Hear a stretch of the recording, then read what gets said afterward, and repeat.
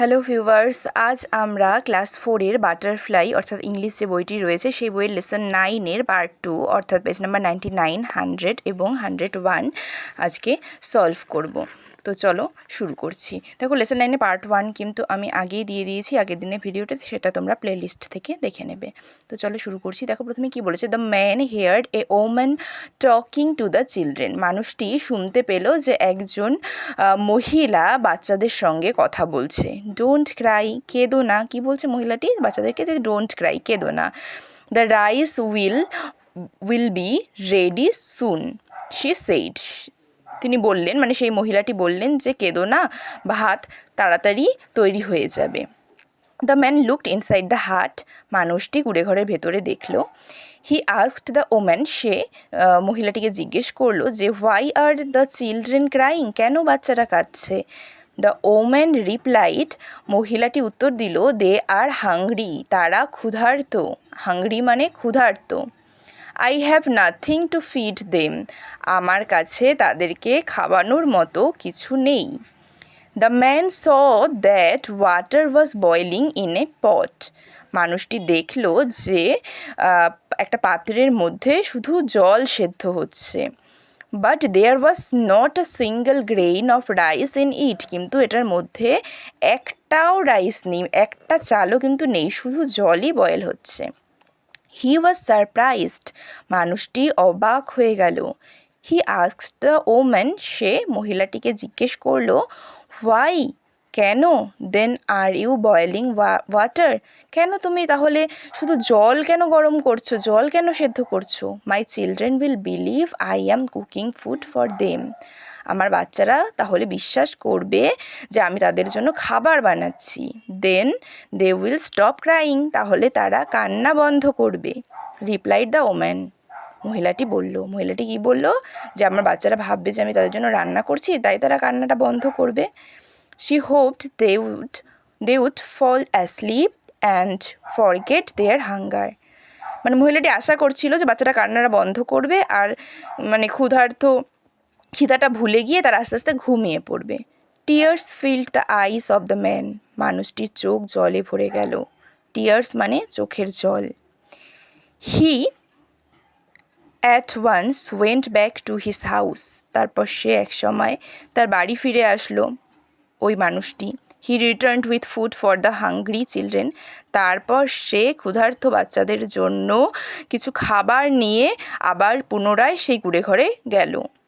He then promised to look after them throughout his life, তারপর তিনি বললেন যে তিনি সারা জীবন তাদেরকে, সেই বাচ্চাদেরকে আর কি দেখাশোনা করবেন, এটাই তিনি শপথ করলেন।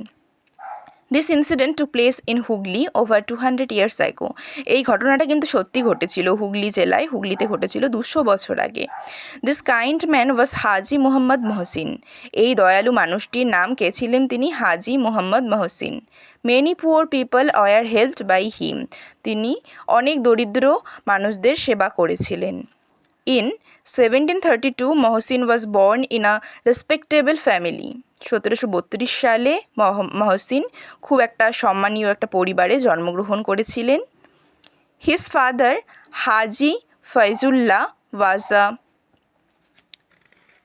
নেক্সট পেজ,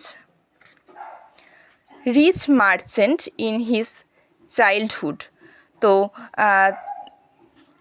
রিচ মার্চেন্ট, ঠিক আছে, তার যে কি বলেছে, তার যে বাবা ছিল, তার ফাদার হাজি ফয়জুল্লাহ, তিনি একজন ব্যবসায়ী ছিল, রিচ মার্চেন্ট, ধনী ব্যবসায়ী ছিল।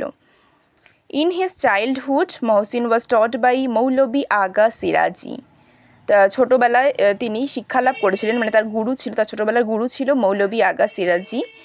হি had a great influence on Mohsin, Mohsin তার দ্বারা খুবই প্রভাবিত হয়েছিল।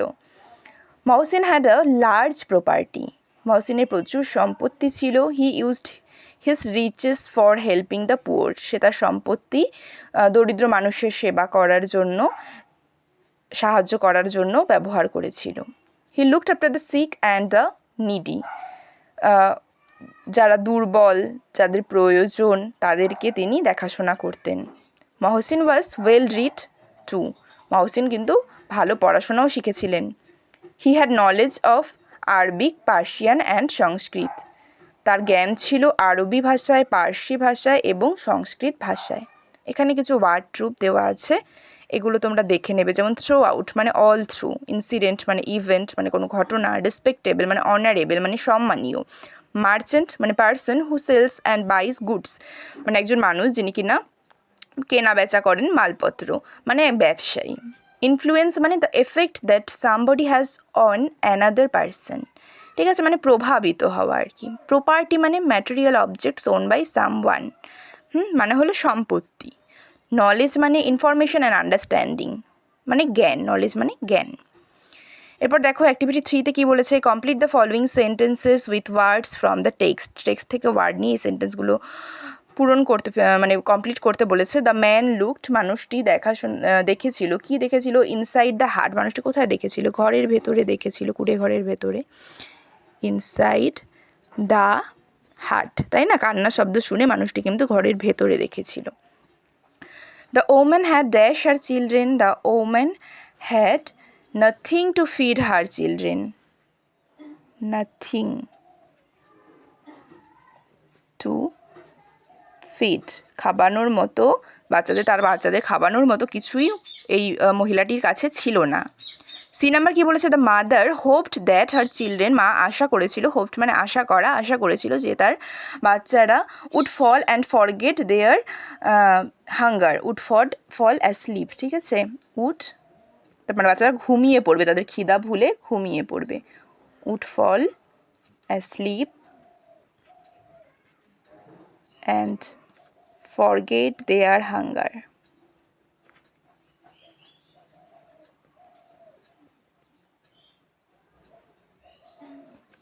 ঠিক আছে। ডি নাম্বার কি বলেছে, dash had a great influence on Mohsin, Mohsin কার দ্বারা খুবই প্রভাবিত হয়েছিল, কার দ্বারা, তার শৈশবের গুরুর দ্বারা, তাই না, তার নাম কী ছিল, আমরা এখানেই পড়েছিলাম যে দেখো মৌলভী Agha Siraji.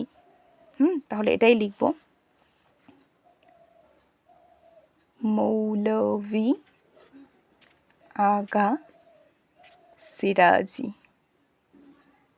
Maulvi Agha Siraji had a great influence on Mohsin, Mohsin কার দ্বারা প্রভাবিত হয়েছিল, মৌলভী আগা সিরাজির দ্বারা। তো এরপর আমরা পরের পৃষ্ঠায় চলে যাব। পরের পৃষ্ঠায় দেখো অ্যাক্টিভিটি 4-এ কী বলেছে, কমপ্লিট দ্য ফলোয়িং টেবিল, এই টেবিলগুলো কমপ্লিট করতে বলেছে। এটা ছিল হু বা হোয়াট মানে কে বা কি, আর এখানে ছিল অ্যাকশন। তো কী লেখা আছে 1 নাম্বারে, was talking to the children, বাচ্চাদের সাথে কথা বলছিল। বাচ্চাদের সাথে কে কথা বলছিল, বাচ্চাদের সঙ্গে কিন্তু একজন মহিলা কথা বলছিল, তাই তো, এ ওমেন। এরপর দেখো বি নাম্বার মানে এদিকে 2 নাম্বারে কী বলেছে, ক্রাইং ইন হাঙ্গার, হ্যাঁ হাঙ্গার মানে ক্ষুধা, খিদার জন্য কে কাঁদছিল, খিদার জন্য কে কাঁদছিল, খিদার জন্য বাচ্চারা কাঁদছিল, তাই তো, দ্য চিলড্রেন, দ্য চিলড্রেন। এরপর দেখো সি নাম্বার মানে এদিকে 3 নাম্বার কী বলেছে, রিটার্নড উইথ ফুড, খাবার নিয়ে ফিরে আসলো, খাবার নিয়ে কে ফিরে আসলো, খাবার নিয়ে কিন্তু ফিরে এসেছিল হাজি মুহাম্মদ মহসিন, ঠিক আছে, তার পুরো নামটা কী ছিল, হাজি মুহাম্মদ মহসিন, MOHSIN মহসিন। তারপর ডি নাম্বার মানে 4 নাম্বার কি বলেছে, taught Mohsin in his childhood, Mohsin ছেলেবেলায় তার ছোটোবেলায় কার কাছ থেকে শিক্ষা লাভ করেছিলেন, যিনি গুরু ছিলেন, তাই তো, তার নাম কি ছিল, মৌলভী আগা সিরাজি, MAULAVI, মৌলভী আগা সিরাজি, SIRAJI, মৌলভী আগা সিরাজি। তো আজকে কিন্তু আমরা এই পর্যন্তই পড়লাম। আর একটা জিনিস তোমরা দেখে নাও, আগে আমি অ্যাক্টিভিটি 3-তে বলেছিলাম মৌলভী স্পেলিংটা MO লিখেছিলাম, এটা কিন্তু MA হবে, এটা একটু তোমরা ঠিক করে নেবে। তো আজকে আমরা এই পর্যন্ত পড়লাম, পরের দিন আমরা পার্ট 3টা কমপ্লিট করে নেব। তো তোমাদের যদি ভিডিওটি ভালো লেগে থাকে তাহলে অবশ্যই লাইক করবে এবং তোমাদের বন্ধুদের সাথে শেয়ার করবে, এবং এই বইয়ের অন্যান্য ভিডিওগুলি তোমরা এই চ্যানেলের প্লেলিস্ট থেকে দেখে নেবে। আর অবশ্যই আমার চ্যানেলের অন্যান্য ভিডিওগুলি দেখার জন্য চ্যানেলটিকে অবশ্যই সাবস্ক্রাইব করবে।